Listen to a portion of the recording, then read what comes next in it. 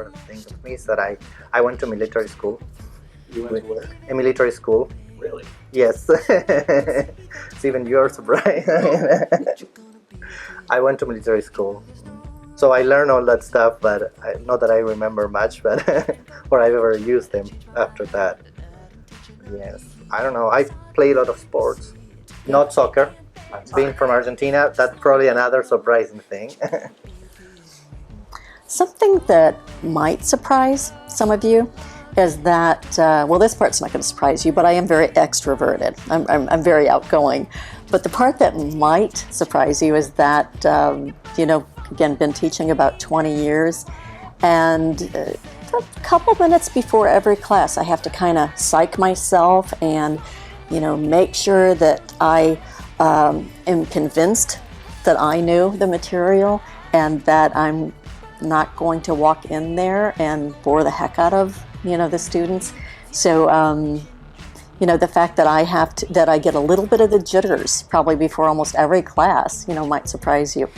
Again, I love teaching and I'm very confident, but at the same time it's that little bit of stage fright that I get sometimes. So I don't know if that surprises you or not, but that is something that I didn't think that after 20 years of teaching I'd still feel that way, but I do. And I guess one thing that nobody would expect about me are, I should say, usually students find out in their APPE year when they're working with me more closely and hands-on. I think a lot of students have the perception of me when I'm in the classroom that I go home and I read about epilepsy every day, or read about different psychiatric disorders as soon as I get home from work, and I'm excited to tell them about that the next day when I go and teach, which isn't always the case, although sometimes it is when I do read some articles. So I think students are pleasantly surprised to see that I'm relatively laid back and easy to talk to at the practice sites, and I like to joke around and have fun and make the learning fun from that aspect. So it's not all very rigid, black and white, learn about seizures and epilepsy and different psychiatric disorders all the time. So I do like to let loose in my clinical practice as well. So I think one thing that would probably surprise people to find out about me is that I'm actually pretty insecure about my abilities in teaching. And so I'm constantly seeking feedback from students about how I can improve and how I can do better. So I think I do a good job in the classroom, but I really seek out that feedback to the students to help validate my feelings on that. And so it's a little bit of insecurity, which I think I hide pretty well. Sidebar, you do? Yeah, also maybe too much. I come off cocky.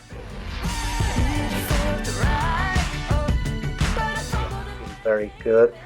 Of course, on the other side, I mean, when they don't do good in my section, which is most of the time the case, it's not gratifying at all. But I mean, it encouraged me to keep going also and trying to figure out what the problems are. But that's more or less. I mean, helping the students succeed is one of the most gratifying. Sure. Yeah, one of the things that's a necessary part of teaching at a university is serving on committees. Now, the service is a broad area. Service may be being a class mentor and being involved with students and helping them fundraise. That's the kind of service I really like to do. But committee work, reading a lot of documents and revising operating papers, things like that kind of detail just doesn't do it for me. I'm the chair of a pretty important committee on campus, and yesterday we met, and after about 2.5 hours of little details that we're working out, now necessary things, this is all necessary, but it's just not my thing. So I left that meeting thinking, oh my gosh, I cannot wait to get back to my office, because I was meeting with a student in the afternoon, and I was looking forward to that. So I have a feeling that most professors will say service is a necessary evil, but it's something that really does suck up so much more of our time than I think that students, actually realize, and more than I realized when I, decided to come to higher ed. But what I like most about education is working with the different students hands-on. I get to work with a lot of different personalities, and so I think that's really fun. I like talking to different people. I'm more of a social person, and so having 2 students with me at my practice site and us working together as a team to help solve the different case scenarios that occur with different patients is just fun and enjoyable for me to go to work every day and get to work with those different people. So the thing that I love the least about career in academia and education is that it's hard to leave work at work. I think you'll talk to many people in pharmacy education and they'll tell you the same thing, that when we go home, it's hard to turn it off.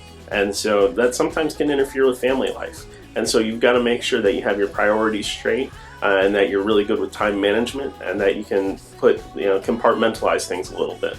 In oncology, it's especially challenging because there's definitely an emotional aspect to what I do.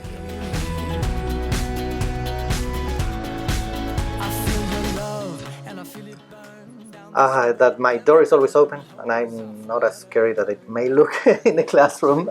I mean, I have no problem answering questions about my topics or about whatever they need to. I don't know.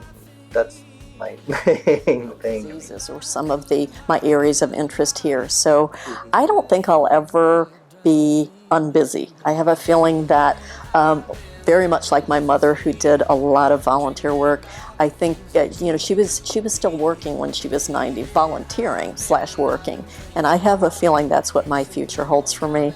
Is I don't think I'm going to be sitting around watching soap operas. I have a feeling every day I'm going to be busy in some way, and I hope it's helping people or animals who need my help. I think one misunderstanding of students is that all I do is do teaching and research and work on lectures and grade papers. And so I think it's important before they're on their APPEs to realize I do really work hands-on with patients. And the primary reason why I am a pharmacist is to help take care of people. And so that is my passion. That's really what I work for.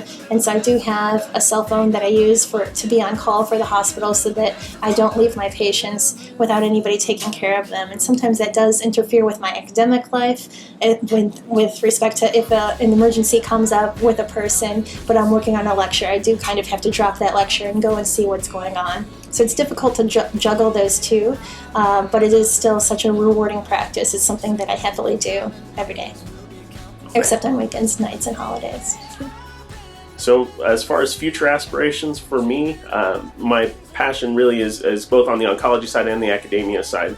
But what I see career goals wise is to continue to advance in academia, to ultimately go into administration and the school of pharmacy side of things. Hopefully that includes opportunities here to advance my career.